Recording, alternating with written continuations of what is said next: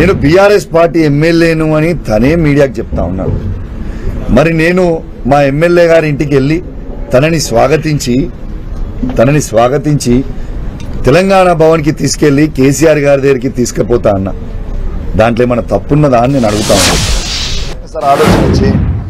నేను దయచేసి షేర్లింగంపల్లి ప్రజలందరినీ కూడా కోరుతా ఉన్నాను, మీరందరూ చదువుకున్న ఎడ్యుకేటెడ్ పీపుల్, ఆయన మాట్లాడిన భాష ఒక్కసారి మీ అందరూ కూడా గమనించాలి అని నేను విజ్ఞప్తి చేస్తా ఉన్నాను.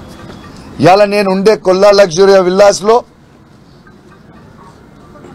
ఆ విల్లాలో నేను ఒక్కనే ఉండా, నాతో పాటు 69 కుటుంబాలు ఉంటాయి. చిన్నపిల్లలు ఉంటారు, మహిళలు ఉంటారు, పెద్దవాళ్ళు ఉంటారు. ఇవాళ అదే కమ్యూనిటీలో మంత్రి నారాయణ గారు ఉంటారు, అదే కమ్యూనిటీలో ఇంకో శాసనసభ్యుడు శివప్రసాద్ రెడ్డి గారు ఉంటారు, మాజీ శాసనసభ్యుడు గణేష్ గుప్తా గారు ఉంటారు, ఇంకా పెద్ద పెద్ద వ్యాపారస్తులు చాలా మంది ఆ కమ్యూనిటీలో ఉంటారు. అట్లాంటి కమ్యూనిటీ లోపలికి ఇలా దౌర్జన్యం చేయనికి వచ్చిండు అంటే, ఇలా ప్రజలని భయప్రాంతాలకి గురి చేయడానికి నీకు ఆ ప్రజలు ఓట్లేసి నేను ఎమ్మెల్యేగా చేసిండ్రా అని నేను అడుగుతా ఉన్నాను. నీ రౌడీయిజం చూడడానికి నీ నియోజకవర్గాల్లో నీకు ఓట్లేసిర్రా అని నేను అడుగుతా ఉన్నాను. ఇలా కమ్యూనిటీలో ఉన్న ప్రజలందరూ కూడా నీకు ఓట్లేస్తేనే నువ్వు ఎమ్మెల్యే అయినావు కదా.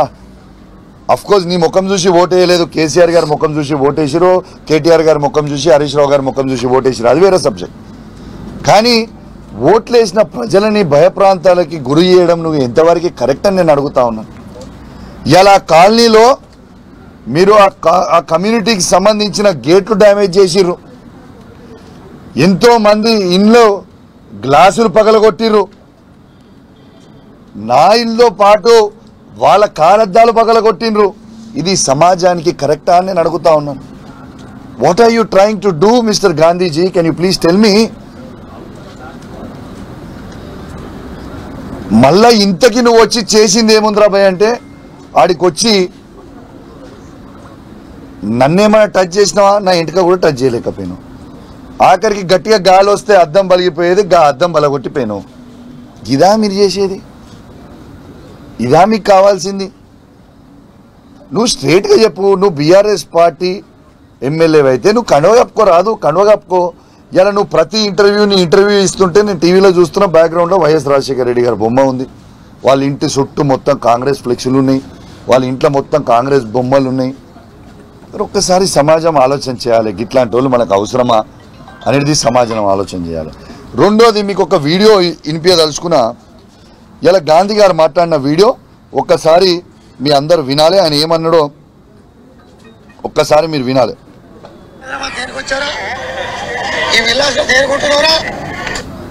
మళ్ళా వినిపిస్తే ఒకసారి వినాలి ప్లీజ్.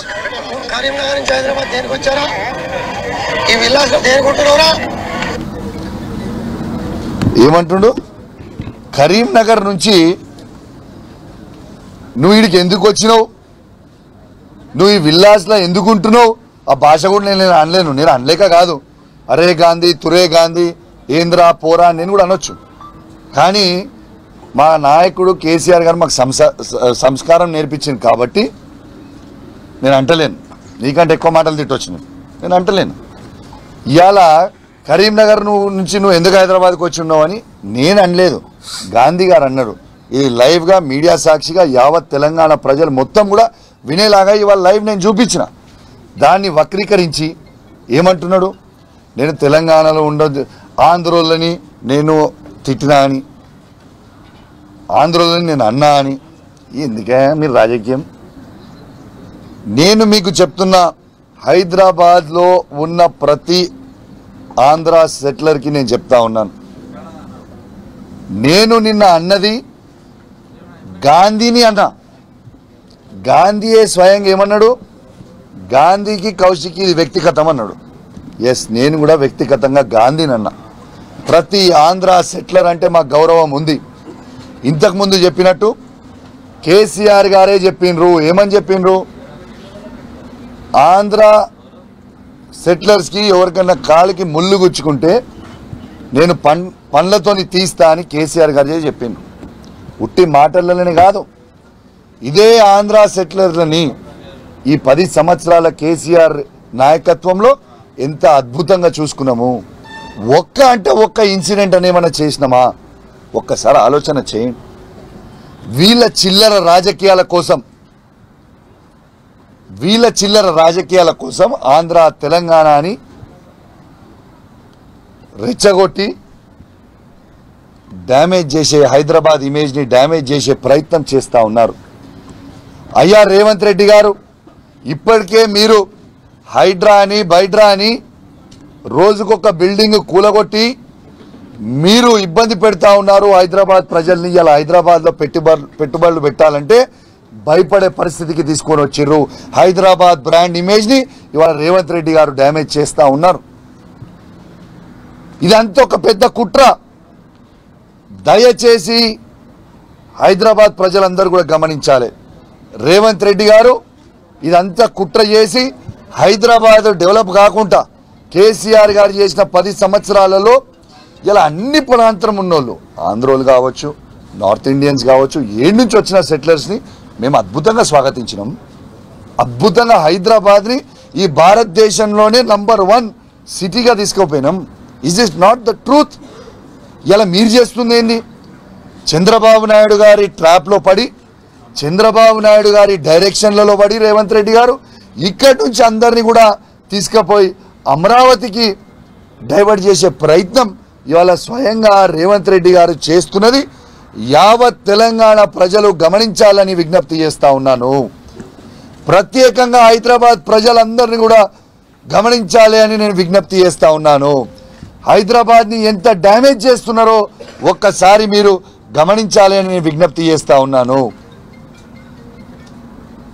ఇంకోటి కూడా నేను చెప్పదలుచుకున్నా రేవంత్ రెడ్డి గారికి. రేవంత్ రెడ్డి గారు, మీకు నేను ప్రత్యేకంగా ధన్యవాదాలు తెలియజేస్తా ఉన్నాను. ఎందుకు తెలుసా? ఇవాళటి కన్నా మీ స్థాయి ఏందో మీరు తెలుసుకున్నారు. ఎందుకంటే నిన్న రేవంత్ రెడ్డి గారు ఎవరి స్థాయికి దిగిపోయిండు? కౌశిక్ రెడ్డి స్థాయికి దిగిపోయిండు. ఇలా కాంగ్రెస్ ప్రభుత్వం ఉన్న మంత్రులందరూ, ఎమ్మెల్యేలు అందరూ ఎవరి స్థాయికి దిగిపోయారు? కౌశిక్ రెడ్డి స్థాయికి దిగిపోయారు. ఇలా ప్రభుత్వం మొత్తము ఒక కౌశిక్ రెడ్డి గారికి, కేసీఆర్ గారి శిష్యుడైన కౌశిక్ రెడ్డి గారి స్థాయికి దిగిపోయింది. రేవంత్ రెడ్డి గారు, మీ స్థాయి ఏందో ఇవాళటి నుంచి మీకు కేసీఆర్ గారు, కేటీఆర్ గారు, హరీష్ రావు గారు అవసరం లేదు. ఇక కౌశిక్ రెడ్డి వాజెస్ రేవంత్ రెడ్డి చూసుకున్నావు కదా, రెస్పాండ్ అయినావు కదా, నా సంగతి ఏందో చూస్తా అన్నావు కదా, చూడు ఏం చేస్తున్నావు నా సంగతి. నేను ఆల్రెడీ హత్య చేయించే ప్రయత్నం చేసినావు, మళ్ళీ రేపు నన్ను హత్య చేయిస్తావు కావచ్చు, నీ దగ్గర అధికారం ఉంది కాబట్టి. I'm ready to die for Telangana. Kaushik Reddy చావడానికైనా సిద్ధంగా ఉన్నాడు, కానీ నీతోని కాంప్రమైజ్ కావడానికి సిద్ధంగా లేడు బాబు రేవంత్ రెడ్డి గారు. తెలంగాణ ప్రజల కోసం, తెలంగాణ కోసం మళ్ళా బీఆర్ఎస్ పార్టీ జెండా ఈ తెలంగాణ గడ్డ మీద ఎగిరేయడానికి కోసం మళ్ళా కేసీఆర్ గారిని మళ్ళా ముఖ్యమంత్రి పీఠం మీద కూర్చోబెట్టి తెలంగాణని అద్భుతంగా మళ్ళా అభివృద్ధి చేయడానికి కోసం కేసీఆర్ గారు ఉండాలి అనడానికి కోసం నిత్యం కొట్లాడుతూనే ఉంటా, నా గొంతు విప్పుతూనే ఉంటా, మీరు చెప్పిన అబద్ధాల ప్రామిస్లని ఎండగడుతూనే ఉంటా. మిస్టర్ రేవంత్ రెడ్డి గారు, గుర్తు పెట్టుకోండి. నీ అవాకులకి చవాకులకి ఈ బెదిరింపులకి కౌశిక్ రెడ్డి ఎట్టు పరిస్థితుల్లో భయపడడు అని చెప్పి కూడా ఈ సందర్భంగా తెలియజేస్తా ఉన్నాను. ఇలా దయచేసి నేను ఒక్కటే చెప్తున్నా, సమాజం మొత్తం కూడా గమనించిర్రు. ఇలా హైదరాబాద్లో ఇలా ఏ ఒక్క నాడన్న 10 సంవత్సరాలలో కేసీఆర్ గారు ప్రభుత్వం ఉన్నప్పుడు ఈ సిచ్యువేషన్ తీసుకోవచ్చిందా? ఒక్కసారి ఆలోచన చేయండి.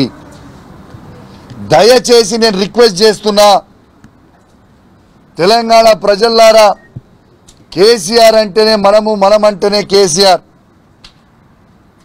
ఇలా వాస్తవంగా రేవంత్ రెడ్డి గారు మీరు ఇన్ని ఘనం తిడుతున్నారు కేసీఆర్ గారిని, కేటీఆర్ గారిని, హరీష్ రావు గారిని. వాస్తవంగా ఇలా కేసీఆర్ గారు లేకపోతే, ఈ తెలంగాణనే లేకపోతే అసలు నీవు ఆ ముఖ్యమంత్రి కుర్చీ మీద కూర్చునేటోనువా? అసలు ఆ కుర్చీ అనేది క్రియేట్ అయ్యేదా? అది కూడా కేసీఆర్ గారి భిక్షనే కదా నీకు పెట్టింది. ఇలా ఏంటిదో ఎగిరెగిరి పడుతూ ఉంటారు. కాబట్టి ఇగనన్నా మీ చేసే అవాకులు చెవాకులు బంద్ చేయరి. మొత్తం తెలంగాణ ప్రజలకి అర్థమైపోయింది. ఇలా మీకు సవాల్ విసిరినప్పుడు సవాల్ స్వీకరించడం మీకు రాదు, బంద్ చేయరి. తెలంగాణ ప్రజలందరూ కూడా మీరు గుండాయిజం చేసిన గుండాయిజం మొత్తం చూసిర్రు, మీ రౌడీయిజం మొత్తం చూసిర్రు. దానికోసమే నిన్న అరెస్ట్ చేసిర్రు పోలీసులు. ఏంటిది, నిన్న హరీష్ రావు గారిని మా ఎమ్మెల్యేలు అందరినీ ఇక్కడి నుంచి తీసుకొని పోయి ఆ కల్వకుర్తి కాన్స్టిట్యున్సీ, శాంతినగర్ కాన్స్టిట్యున్సీకి తీసుకొని పోయారు. ఎందుకు తీసుకుపోయారు పైకి అంత దూరం? హరీష్ రావు గారు ఏం చేసిర్రు? హరీష్ రావు గారు అన్నదేంటిది? మీరు ఇలా గమనించాలి. తెలంగాణ ప్రజలు ఎట్లా తిరగబడుతురో మీ మీద గమనించాలి. ఇలా హరీష్ రావు గారిని మీరు ఆడికి తీసుకుపోతున్నది మాకైతే తెలియదు. అంటే మీరు చేసే చెత్త శాస్త్రాలు, మీరు చేసే వెకిలి శాస్త్రాలు ప్రజలు టీవీలలో చూసి ఎంత గమనిస్తున్నారు అనేది మీరు అర్థం చేసుకోవాలి. ఇలా ప్రజలు ఏ తిరిగి రివర్స్ అయ్యారు. అక్కడ మీరు హరీష్ రావు గారిని తీసుకుపోతుంటే ప్రజలు తీసుకొచ్చి మీరు చేసే దౌర్జన్యంని తట్టుకోలేక ఇలా జేసీబీలు అడ్డం పెట్టిర్రు, పోలీసు వ్యాన్లకు అడ్డం తిరిగిర్రు, ఇలా గుండురాయలు తెచ్చి అడ్డం తిరిగిర్రు. ఇలా మా హరీష్ రావు గారిని ఎట్లా మీరు అరెస్ట్ చేస్తారు? కేసీఆర్ గారు చేసిన అన్యాయం ఏంది? ఎందుకు కేసీఆర్ గారి మీద, కేసీఆర్ గారి మీద ఉన్న శిష్యుల మీద, ఇలా కేటీఆర్ గారి మీద, హరీష్ రావు గారి మీద, మా శాసనసభ్యుల మీద, శాసన మండల సభ్యుల మీద, మా బీఆర్ఎస్ పార్టీ కార్యకర్తల మీద మీరు ఇంత దౌర్జన్యం ఎందుకు చేస్తుర్రు అని ప్రజలే తిరగబడతా ఉన్నారు. మీరు ఇదే వెక్కిలి శాస్త్రాలు చేస్తూ ఉంటే మీరు ఈ తెలంగాణ రాష్ట్రంలో ఎన్ని రోజులు తిరుగుతారు? ఈ పోలీసులను అడ్డం పెట్టుకొని ప్రజల్లోకి ఏదో ఒక రోజు పోవాల్సిందే కదా. ఏ దగ్గర కూడా ఈ పోలీసు రాజ్యం నడవదు, గుర్తుపెట్టుకోండి. తెలంగాణ గడ్డనే పోరాటాల అడ్డా, గుర్తుపెట్టుకోండి అని చెప్పి సందర్భంగా తెలియజేస్తా ఉన్నాను. తిరగబడే రోజులు దగ్గర ఉన్నాయి, ఆల్రెడీ తిరగబడతా ఉన్నారు. రేపు రాబోయే రోజులలో ఇంకో మీ 6 గ్యారెంటీలు మీరు ప్రామిస్ చేసిన అన్ని ఫుల్ఫిల్ చేయకపోతే ఏ ఒక్క కాంగ్రెస్ పార్టీ నాయకుడు కూడా తిరిగే పరిస్థితి ఉండదు అని చెప్పి సందర్భంగా తెలియజేస్తా ఉన్నాను. ఇక చివరిగా తెలంగాణ రాష్ట్రంలో ఉన్న ప్రతి బీఆర్ఎస్ పార్టీ కార్యకర్తకి, బీఆర్ఎస్ పార్టీ సైనికునికి, కేసీఆర్ గారికి, కేటీఆర్ గారికి, హరీష్ రావు గారికి, మొత్తము శాసనసభ్యులకి, శాసన మండల సభ్యులకి, మా పార్లమెంట్ సభ్యులకి, మా మాజీ పార్లమెంట్ సభ్యులకి, మా చైర్మన్లకి, మా కౌన్సిలర్లకి, మా సర్పంచ్లకి, మా ఎంపీటీసీలకి, మా ఉప సర్పంచ్లకి, మా వార్డ్ మెంబర్లకు అందరికీ కూడా ఇంత పెద్ద ఎత్తున నాకు సపోర్ట్ చేసి నాకు అండగా నిలబడి, అన్నా మేమున్నాము, నువ్వు గట్టిగా పోరాడుతున్నావు, అదే విధంగా పోరాడన్నా అని ధైర్యం ఇచ్చిన ప్రతి ఒక్కరికి కూడా, నాకు అండగా నిలిచిన ప్రతి ఒక్కరికి కూడా నా చేతులు జోడించి శిరస్సు వంచి మీ అందరికీ కూడా నేను పేరు పేరున ధన్యవాదాలు తెలియజేస్తూ సెలవు తీసుకుంటా ఉన్నాను. జై తెలంగాణ, జై కేసీఆర్. దీంతో పాటు ఫైనల్గా ఇలా యావత్ తెలంగాణ ప్రజలకి గాంధీ గారి మాటలు, ఈ ఫైనల్గా ఈ లొల్లి అంత ఏంటంటే హైకోర్టు ఆర్డర్ ఖచ్చితంగా ఈ ముగ్గురిని మీరు 4 వారాలల్లా డిస్క్వాలిఫై చేయాలన్న తర్వాత ఒక్కొక్కటి గజ గజ గజ గజ గజ వణికే పరిస్థితికి వచ్చింది.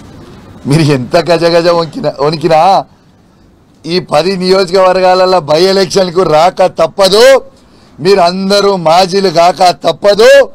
ఖచ్చితంగా మళ్ళా ఈ 10 నియోజకవర్గాలలో మా ప్రతి బీఆర్ఎస్ పార్టీ కార్యకర్త కష్టపడి మళ్ళా కేసీఆర్ గారి నాయకత్వంలో బీఆర్ఎస్ పార్టీ జెండాలు ఈ 10 నియోజకవర్గాలలో ఎగిరేయక తప్పదు.